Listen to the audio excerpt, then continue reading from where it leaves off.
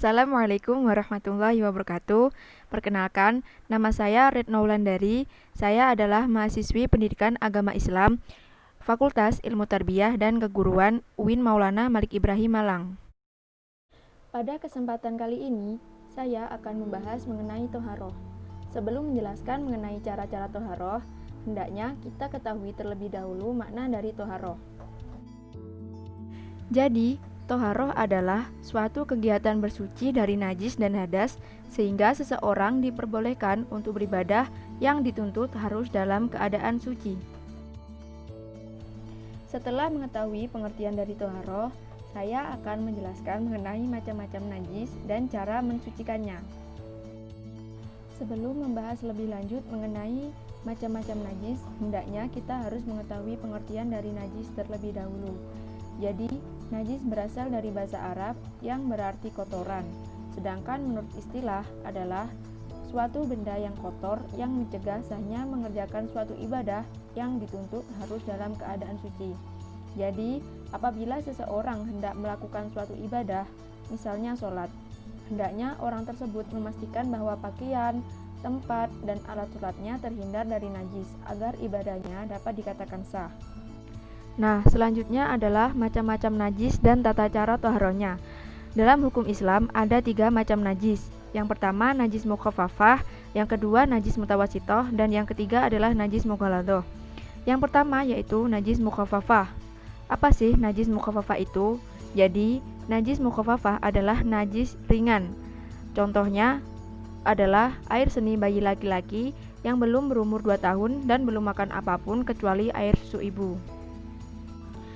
Cara mensucikannya sangat mudah, cukup dengan memercikkan atau mengusapkan air yang suci pada permukaan yang terkena najis. Jadi perlu diingat bahwasanya yang termasuk ke dalam najis mukhafafah adalah air seni bayi laki-laki yang belum berumur 2 tahun dan belum makan apapun kecuali air susu ibu.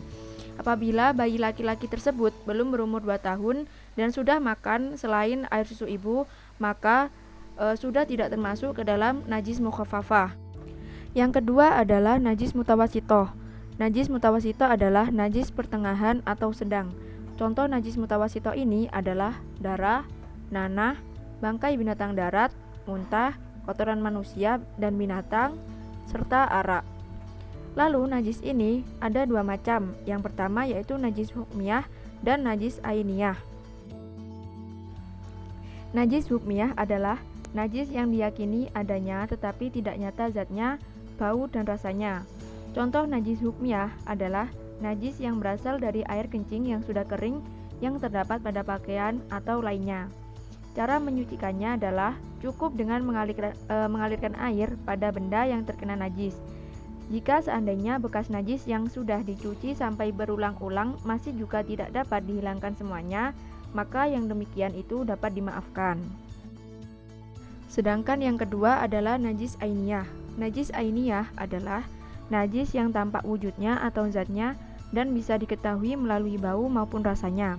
Contoh dari najis ainiyah ini adalah darah, kotoran manusia, kotoran hewan, muntah, dan lain sebagainya. Cara mensucikan najis ainiyah ini adalah dengan cara membuang dan menggosoknya sampai bersih dan diyakini sudah hilang zat, rasa, warna, dan baunya dengan menggunakan air suci.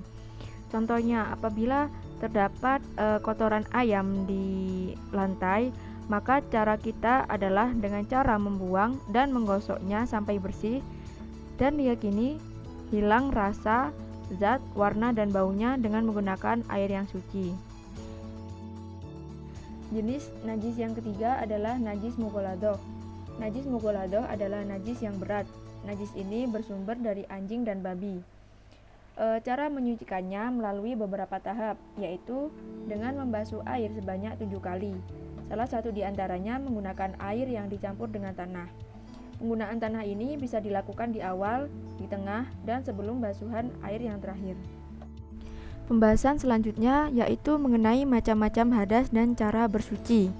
Sebelum membahas macam-macam hadas dan cara bersucinya, kita perlu mengetahui pengertian dari hadas. Hadas berasal dari bahasa Arab yang artinya suatu peristiwa, sesuatu yang terjadi, atau sesuatu yang tidak berlaku. Sedangkan dalam istilah, hadas adalah keadaan tidak suci bagi seseorang sehingga menjadikannya tidak sah dalam melakukan ibadah. Dalam Islam, hadas ini terbagi menjadi dua macam, yakni hadas kecil dan hadas besar. Yang pertama yaitu hadas kecil. Hadas kecil adalah keadaan tidak sucinya seseorang karena beberapa hal. Berikut ini adalah hal-hal yang menyebabkan seseorang berhadas kecil. Yang pertama yaitu karena keluar sesuatu dari dua lubang, yaitu kubul dan kubur, seperti kentut. Yang kedua, karena hilang akalnya, yang disebabkan karena mabuk, gila, dan sebagainya.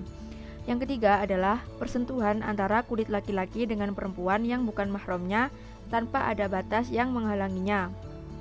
Yang keempat adalah karena menyentuh kemaluan, baik kemaluan sendiri ataupun kemaluan orang lain dengan menggunakan telapak tangan ataupun jari. Cara bersuci dari hadas kecil adalah seseorang hanya perlu untuk berwudu. Apabila tidak ada air, maka dapat diganti dengan tayamum. Dengan tayamum, orang tersebut akan kembali ke keadaan yang suci. Hadas yang kedua yaitu hadas besar. Hadas besar adalah keadaan tidak sucinya seseorang karena beberapa hal. Berikut ini adalah hal-hal yang menyebabkan seseorang berhadas besar. Yang pertama, karena bersenggama. Bersenggama ini adalah bertemunya dua kelamin laki-laki dengan perempuan, baik keluar mani ataupun tidak. Yang kedua, karena keluar air mani, baik karena bermimpi ataupun sebab yang lain. Yang ketiga, karena haid, yaitu darah yang keluar dari perempuan sehat yang telah dewasa pada setiap bulannya. Yang selanjutnya karena nifas. Nifas adalah darah yang keluar dari seorang ibu sehabis melahirkan. Yang kelima adalah karena wiladah, yaitu darah yang keluar ketika melahirkan. Lalu yang terakhir adalah karena meninggal dunia. Kecuali yang meninggal dunia dalam perang membela agama Allah, maka dia tidak perlu dimandikan. Agar seseorang yang berhadas besar kembali ke keadaan suci, maka seseorang tersebut harus mandi besar atau mandi wajib. Tidak cukup dengan berwudu saja. Lalu apabila tidak ada air, maka dapat diganti dengan melakukan tayamum. Cukup sekian yang dapat saya sampaikan, kurang lebihnya mohon maaf. Wassalamualaikum warahmatullahi wabarakatuh.